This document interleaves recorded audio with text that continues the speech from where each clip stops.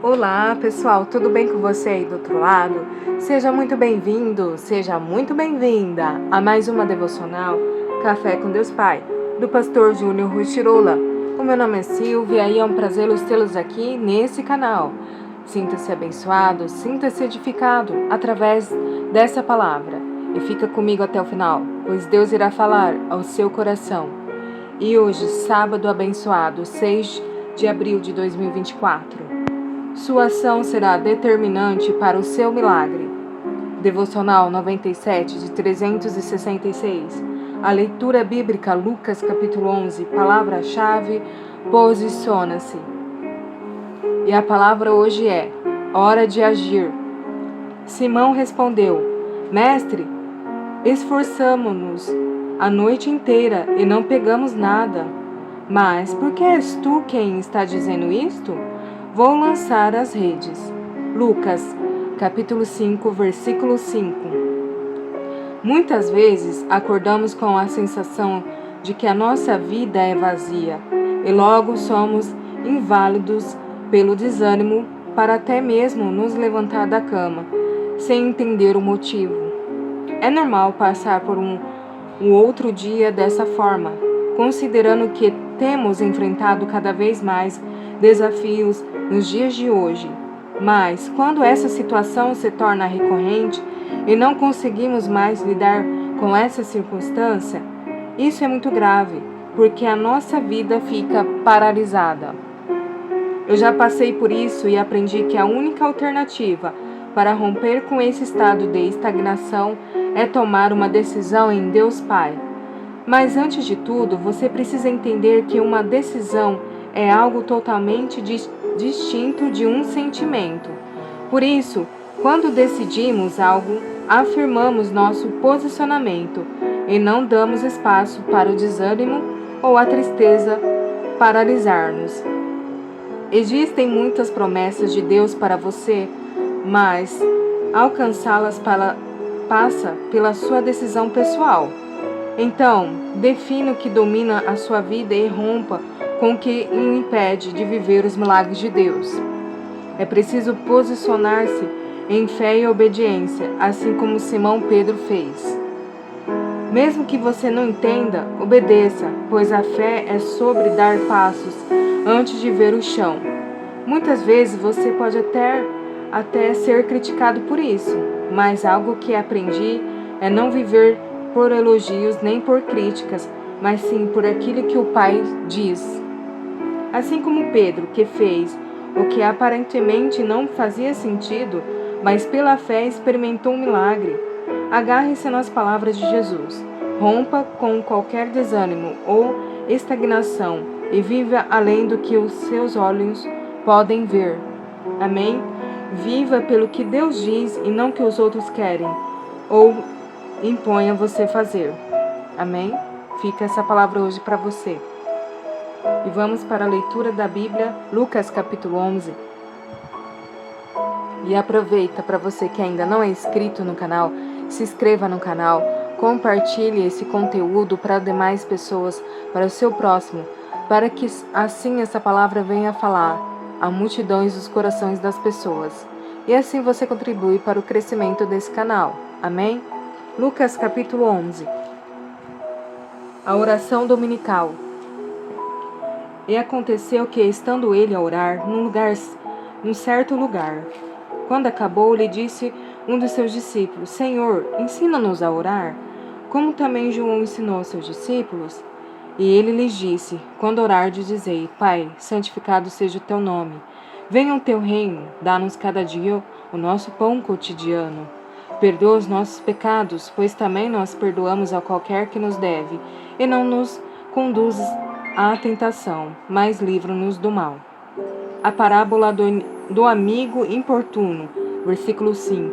Disse-lhes também: Qual de vós terá um amigo, e se for procurá-lo à meia-noite, lhe disser: Amigo, empresta-me de 3 pães? Pois que um amigo meu chegou à minha casa, vindo de caminho e não tendo o que apresentar-lhe. Se ele, respondendo, de dentro disser: não me importunes, já está a porta fechada, e os meus filhos estão comigo na cama, não posso levantar-me para tos dar. Digo-vos que, ainda que se não levante a dar-lhes por ser seu amigo, levantar-se-á todavia, por causa da sua importunação, e lhe dará tudo o que houver mister. E eu vos digo a vós: pedi, e dar-se-vos-á, buscai, e achareis, batei, e abrir-se-vos-á. Porque qualquer que pede, recebe, e quem busca, acha, e a quem bate, abrir-se-lhe-á. E qual pai dentro de vós, se o filho pedir pão, lhe dará uma pedra? Ou também, se ele pedir peixe, lhe dará por peixe uma serpente? Ou também, se ele pedir um ovo, lhe dará um escorpião? Pois, se vós, sendo maus, sabeis dar boas dádivas aos vossos filhos, quanto mais o dará o Pai Celestial, o Espírito Santo, àqueles que lhe os pedirem. A blasfêmia dos fariseus, versículo 14. E estava ele expulsando um demônio, o qual era mudo. E aconteceu que, saindo o demônio, o mudo falou, e maravilhou-se a multidão. Mas alguns deles diziam: ele expulsa os demônios por Beelzebul, príncipe dos demônios. E outros, tentando-o, pediam-lhe um sinal do céu. Mas, conhecendo ele os seus pensamentos, disse: todo reino dividido contra si mesmo será assolado, e a casa dividida contra si mesma cairá. E se também Satanás está dividido contra si mesmo, como subsistirá o seu reino? Pois dizeis que eu expulso os demônios por Beelzebul? E se eu expulso os demônios por Beelzebul, por quem os expulso vossos filhos? Eles, pois, serão os vossos juízes. Mas se eu expulso os demônios pelo dedo de Deus, certamente a vós é chegado o reino de Deus. Quando um valente guarda, armado, a sua casa, em segurança está tudo quanto tem. Mas, sobrevindo outro mais valente do que ele, e vencendo-o, tira-lhe toda a armadura em que confiava e reparte os seus despojos. Quem não é comigo é contra mim, e quem comigo não ajunta espalha. E quanto ao espírito imundo tem saído do homem, anda por lugares secos, buscando repouso, e não o achando, diz: tornarei para a minha casa, de onde saí. E chegando acha varrida e adornada. Então vai e leva consigo outros 7 espíritos piores do que ele, entrando, habitam ali, e o último estado desse homem é o pior do que o primeiro. Aconteceu que, dizendo ele essas coisas a uma mulher dentre a multidão, levantando-o a voz, disse-lhe: bem-aventurado o ventre que te trouxe e os peitos em que mamaste. Mas ele disse: antes, bem-aventurados que ouvem a palavra de Deus e as guardam.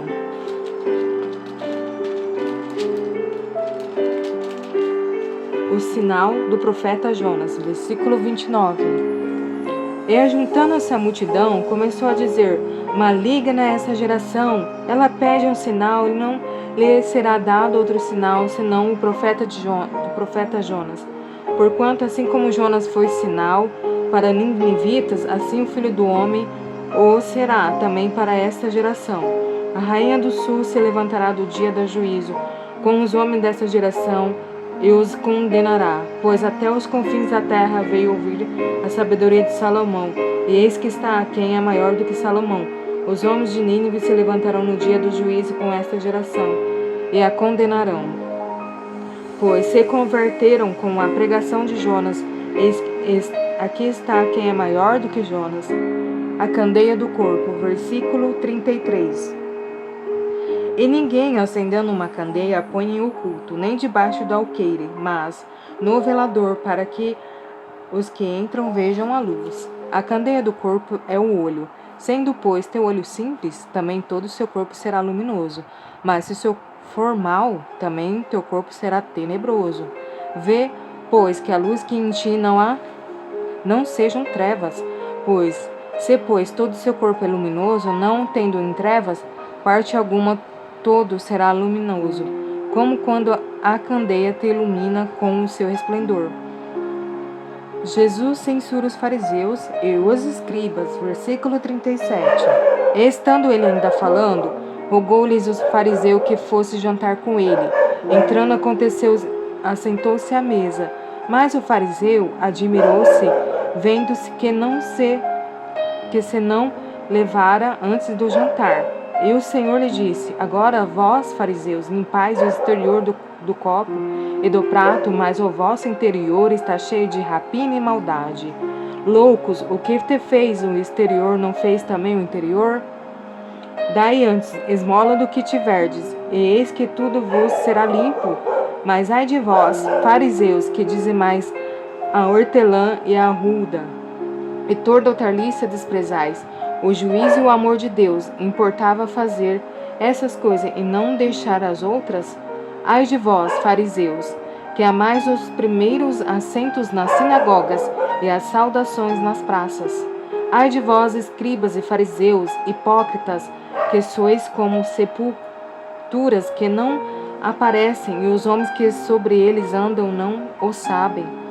E respondendo um dos doutores da lei, disse: Mestre, quando dizeis isso, também nos afronta a nós? E ele lhe disse: Ai de vós também, doutores da lei, que carregais o homem com cargas difíceis de transportar, e vós mesmo nem ainda com um dos vossos dedos tocai essas cargas? Ai de vós que edificais os sepulcros dos profetas, e os vossos pais os mataram. Bem testificais, pois, que consentis nas obras de vossos pais, porque eles o mataram, e vós edificais os seus sepulcros? Por isso, diz também a sabedoria de Deus: profetas e apóstolos mandarei, e ele matarão uns e perseguirão outros, para que desta geração seja requerido o sangue de todos os profetas que, desde a fundação do mundo, foi derramado, desde o sangue de Abel até o sangue de Zacarias, que foi morto entre o altar e o templo. Assim vos digo, será requerido desta geração. Ai de vós, doutores da lei, que tiraste a chave da ciência. Vós mesmos não entrareis, e impedistes os que entravam. E dizendo ele isto, começaram os escribas e os fariseus a apartá-los fortemente e fazê-lo falar acerca de muitas coisas, armando-lhe ciladas, a fim de apanharem da sua boca alguma coisa para o acusarem. Amém, pessoal? Até o versículo 54 do Lucas capítulo 12. Fica aí para você meditar na sua casa também. Eu vou ficando por aqui. Deus abençoe grandemente o seu sábado e nos veremos amanhã, sendo assim, se Deus permitir. E obrigado por ter ficado comigo até o final. Fiquem com Deus.